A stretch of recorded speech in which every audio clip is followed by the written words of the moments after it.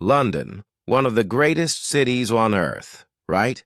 But what if I told you some parts of this iconic city are so dangerous, so neglected, and so depressing that locals are begging to leave? According to crime data, some London bureaus have seen a 25% rise in violent crime over the past year alone, and that's just the beginning. In 2025, the dream of living in London is starting to look more like a nightmare for many. Crumbling schools, soaring rents, trash piling up in the streets, and neighborhoods without basic services. You won't believe how bad it's gotten in some areas. And we're not just talking about the usual suspects. From states, where police rarely show up, to towns where teens are scared to leave home after dark. This is the harsh reality for thousands of Londoners. This isn't just hearsay. We're diving into stats, resident reviews, and community reports to uncover the 10 worst towns in London you should never move to. And trust me, number 1 will genuinely surprise you. So before you pack your bags for the big smoke, stay tuned. You need to hear this. And if you live in one of these towns, don't shoot the messenger. Number 10, Thamesmead, Greenwich, Bexley. Welcome to Thamesmead, where you're technically in London, but you'll feel completely cut off from it. Located on the edge of Greenwich and Bexley, Thamesmead was once hailed as a futuristic utopia in the 60s. Today it's a cautionary tale. Poor transport links make it feel more like an island than a suburb. There's no underground station, and getting into central London can take over an hour even on a good day. For a city that thrives on connectivity, this is a serious red flag. But it's not just about transport. Thamesmead suffers from rising crime rates, especially burglary, drug-related offenses, and antisocial behavior. Some streets have become no-go zones after dark, and residents frequently complain about feeling unsafe, unheard, and forgotten by both councils involved. The area also lacks a strong sense of community. Many estates were poorly designed, creating isolated pockets that breed disconnection. Add to that a shortage of shops, healthcare facilities, and cultural spaces, and you've got a recipe for long-term frustration and daily inconvenience. What about green spaces? Yes, Thamesmead has canals and parks, but many are poorly maintained with litter and vandalism, making them less inviting than they should be. And let's not forget the flooding risk. Being built on marshland doesn't help. Climate change has made things worse with heavy rains regularly, overwhelming drainage systems, raising concerns about long-term housing sustainability. In short, Thamesmead is a place where big promises were made, but reality never delivered. If you're looking for good schools, quick commutes, and a vibrant community, this isn't it. It has potential, but right now it's a gamble most people shouldn't take. Number 9, Ilford, Redbridge. Ilford might look like a bustling outer London town with potential, but beneath the surface, it's facing serious issues that make it one of the least appealing places to move to right now. Let's start with schools. Redbridge used to boast some of the top-performing schools in London, but recent reports show a steep decline in standards. Overcrowding is a major problem, with classrooms packed beyond capacity. Teachers are overworked, under-supported, and parents are concerned about the quality of education.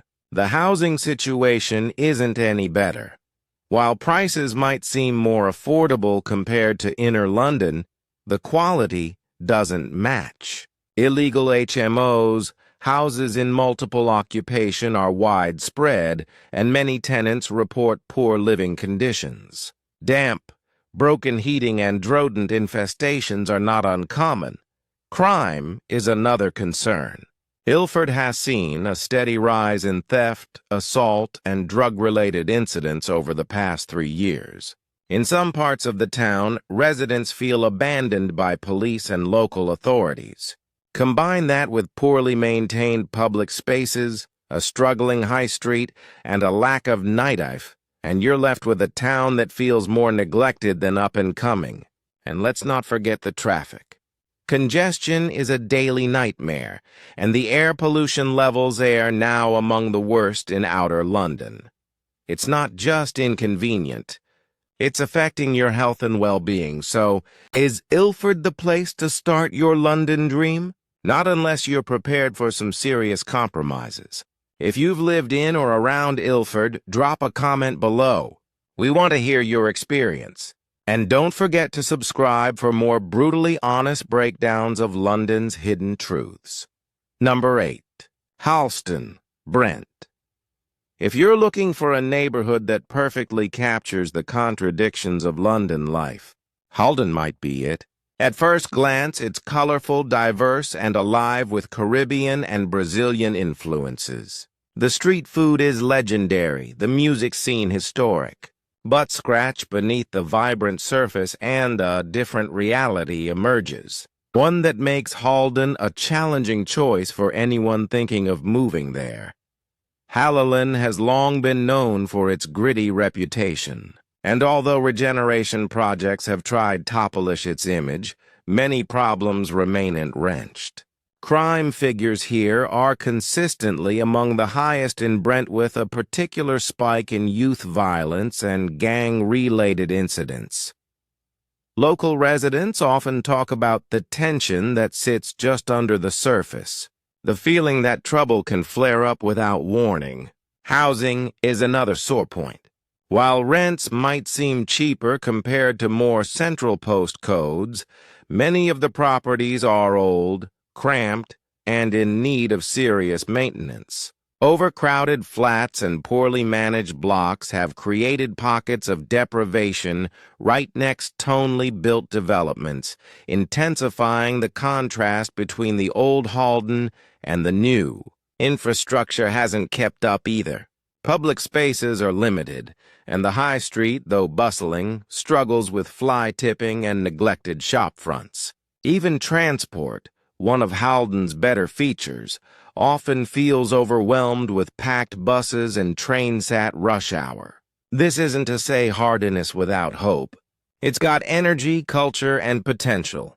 But for now, living here means balancing the benefits of diversity and vibrancy against real safety concerns, stretched local services, and housing that hasn't caught up with demand. Number 7, Southall Ealing. You can smell South before you even step off the train. Spices, fried food, incense. It's one of the most culturally rich corners of London, often called Little India. And there's no doubt the food and fabrics are top tier. But living here, that's a different story entirely. Let's talk air quality. Southall has some of the worst pollution levels in West London. And it's not just because of traffic. The redevelopment of the former gasworks site sparked protests from residents who complained about toxic fumes and foul odor lingering in the air for years. It's a health concern that still hasn't gone away, especially for families with children and those with asthma. Then there's the issue of housing. Illegal extensions, packed HMOs, and backyard dwellings are widespread. Many families live in substandard conditions, with landlords exploiting the desperate need for affordable housing. Cracked walls, poor insulation, and fire hazards are all too common. The infrastructure simply can't keep up. Roads are constantly jammed. The trains are packed. And public services, from Jeep appointments to bin collection, are stretched thin. Walk around the neighborhood and you'll see signs of neglect. Overflowing bins, potholes, broken pavements, and fly-tipping in alleyways. And while the community spirit is strong, there's also tension. High population density combined with limited resources has made things feel overcrowded and at times chaotic. Southall is full of flavor, noise, and life, but for many residents it's also full of compromises. If you're thinking of moving here, ask yourself, can you handle the mess behind the magic? This isn't a hidden gem. It's a stressed-out suburb wearing a vibrant disguise. Number 6, Hackney. Hackney has undergone one of the most dramatic transformations in London. What was once a gritty borough known for crime and poverty is now a hot spot for startups, artisan bakeries, and painfully hip coffee shops. But don't let the flat whites and farmers' markets fool you. Hackney still has problems that no amount of gentrification can fully erase. Let's talk about inequality. Nowhere in London is the contrast between wealth and poverty more glaring. In one street, you'll find million-pound lofts and rooftop yoga. In the next, families are packed into crumbling council flats with broken lifts and mold-stained walls. It's a blur of extremes. And for many residents, that divide is getting worse. Despite falling overall crime rates in some areas, Hackney still ranks high for violent offenses, burglaries, and antisocial behavior. Youth crime in particular remains a serious issue. And while police presence has increased in recent years, response times and community trust remain shaky at best. Rent prices have exploded. Once the refuge of artists and creatives, Hackney has now priced out many of the very people who gave it its original charm. If you're not earning a solid salary, good luck finding somewhere to live that's both safe and reasonably comfortable. Even the vibe has changed. What used to feel edgy and authentic now feels curated, commercialized, and expensive. The soul is still there, but you have to look much harder to find it. Hackney is a borough that's trying to have it both ways. Polished on the outside, but still cracking underneath. If you're drawn to the image, make sure you're ready for the reality, too. Number 5, Brent. Brent is one of those boroughs that seems to be in a constant state of flux. With Wembley Stadium at its heart, it has the glitz-off world-class events and international attention. But once the music stops and the fans leave, what's left behind tells a very different story. One of the most pressing issues in Brent is its overwhelmed public services. The NHS here is stretched to breaking point. Local clinics are overbooked. GP waiting times are long, and many residents struggle to access basic health care. Mental health support is scarce, and social services are buckling under pressure. The housing crisis is another major pain point. Overcrowding is rampant, and the borough has some of the highest levels of homelessness in London. People are being forced into temporary accommodations for months, sometimes years, with little sign of improvement. Rents are rising faster than wages, and social housing is in critically short supply. Families are crammed into one-bedroom flats with no outdoor space or stability. Then there's crime, drug-related offenses, knife crime, and antisocial behavior have all seen increases, especially in areas like Harden, Stonebridge, and parts of Kilburn. While regeneration projects are happening, they often feel like surface-level improvements rather than deep-lasting change. Even schools are feeling the squeeze. Teacher shortages, funding cuts, and growing class sizes are making it harder for kids in Brent to get the education they deserve. Brent may have its bright spots. Diversity, culture, and community pride, but these can't cover up the deeper issues. For many, living here isn't about thriving. It's about surviving in a system that's stretched thin and falling behind. Number 4, Tottenham Herring. Tottenham is a place that's constantly being rebranded. Estate agents call it up and coming. Developers call it the next big thing. But if you ask many locals, the truth is a little more complicated and much less polished. This North London area has seen waves of investment over the past decade. From shiny apartment blocks to the sleek rebuild of Tottenham Hotspur Stadium. And yet for many longtime residents, none of it feels like it's for them. Gentrification has hit Tottenham hard. Rents have skyrocketed, forcing families who've lived here for generations to move out. Local businesses are closing, replaced by trendy cafes, artisan bakeries, and overpriced delis. The cultural fabric that gave Tottenham its identity is being pulled apart in slow motion. But even with the new glass buildings and marketing buzzwords, some core issues haven't budged. Gang violence and knife crime are still major concerns, especially for younger residents. In fact, Tottenham has one of the highest rates of youth violence in the capital. Public services are also stretched thin. Schools are overcrowded. Mental health support is limited, and housing waiting lists are years long. The divide between the newcomers and the old guard is growing, and so is the tension and resentment. Tottenham is a tale of two cities within one postcode, one slick and polished for outsiders, the other neglected, bruised, and struggling. It's a battleground between hype and hardship, dreams and displacement. For all its promise, living in Tottenham today means dealing with serious social divides, safety concerns, and the uneasy feeling that you're slowly being priced out of your own story. Number 3, Newham. Newham is often described as one of London's most dynamic boroughs, home to the Olympic Park, a booming property market, and a mix of cultures from every corner of the globe. But behind the glossy marketing and the shiny towers, in Stratford lies a borough grappling with some very real problems. The first is overcrowding. Newham has one of the highest population densities in London, and it shows. Flats designed for small families now hold 3 generations under one roof. Illegal extensions and makeshift accommodations are common, as desperate tenants accept whatever space they can find. This strain bleeds into everything else. Schools, hospitals, and public transport are under relentless pressure. Air quality is another major concern, with major roads slicing through the borough. Pollution levels are consistently high.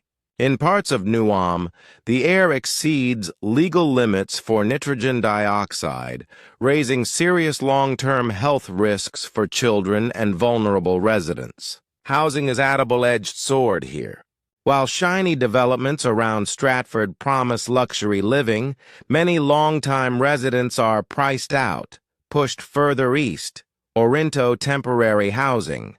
Meanwhile, social housing estates suffer from neglect with damp, broken lifts and slow repairs.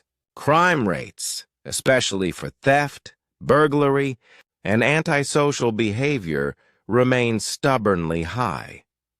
Residents frequently report feeling unsafe after dark, particularly in less developed areas away from the main hubs. Newham embodies a sharp contrast. A borough of billion-pound projects and struggling families. It's a place where the promise of regeneration hasn't yet caught up with the reality on the ground, and where for many daily life feels like a battle for space, safety, and stability. Number 2, Cudden. Cudden has long been called a mini-city, a place with its own buzz, skyline, and ambition. Once pitched as the next big tech hub with regeneration plans and new developments flooding the borough, it seemed like Cudden was on the rise. But instead, it's fallen hard. In 2020, Cudden Council declared bankruptcy, and the aftermath has been devastating. Cuts to essential services have left residents feeling abandoned. Libraries closed, community centers shuttered, and maintenance across estates has been neglected. Even basic things like street cleaning, park upkeep, and pothole repairs have taken a back seat. Crime has soared. Knife crime and youth violence are major concerns, and Cudden consistently ranks among the worst boroughs for reported robberies and assaults. Some parts of the borough, particularly around West Cudden and Thornton Heath, have become hotbeds for antisocial behavior, leaving residents uneasy and frustrated. The housing situation is equally grim. New developments might suggest a building boom, but many of the flats sit empty or overpriced. Meanwhile, social housing stock is crumbling.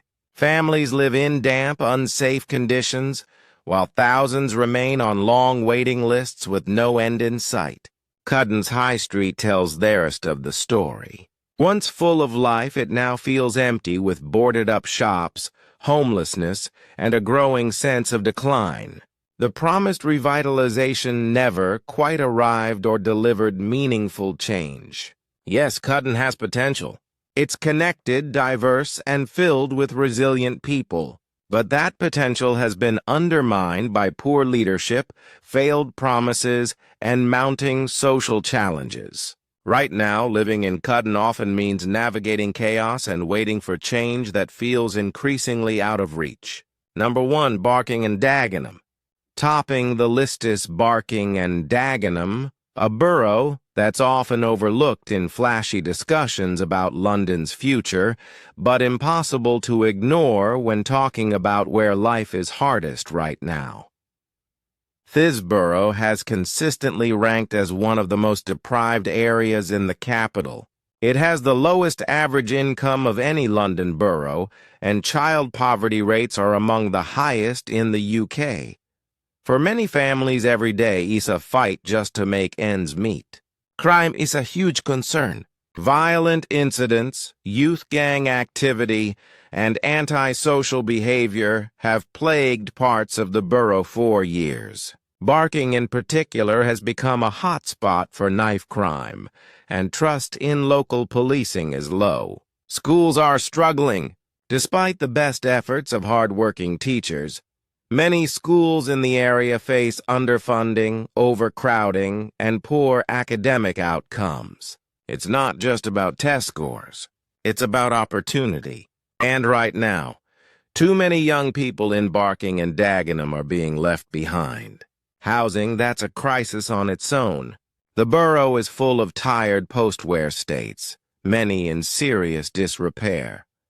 Waiting lists are long, conditions are poor, and even the new developments are often unaffordable for the people who already live there. Public services are overwhelmed, job opportunities are limited, and transport links, especially in Dagenham, leave much to be desired. Barking and Dagenham isn't just struggling, it's shouting for help, and yet it's still largely ignored. For many residents, life here means surviving, not living. This isn't just the worst place to move to in London. It's the one that needs the most urgent attention, support, and change. Before you go, have you lived in any of these towns? Drop your raw, unfiltered experience in the comments. We read every single one. If this opened your eyes, you'll want to check out our last video. It might just change your mind about another part of London. We pour hours of research and storytelling into these videos to bring you the truth. So if you appreciate it, support us with a quick subscribe. It's just one click, but it means everything to us.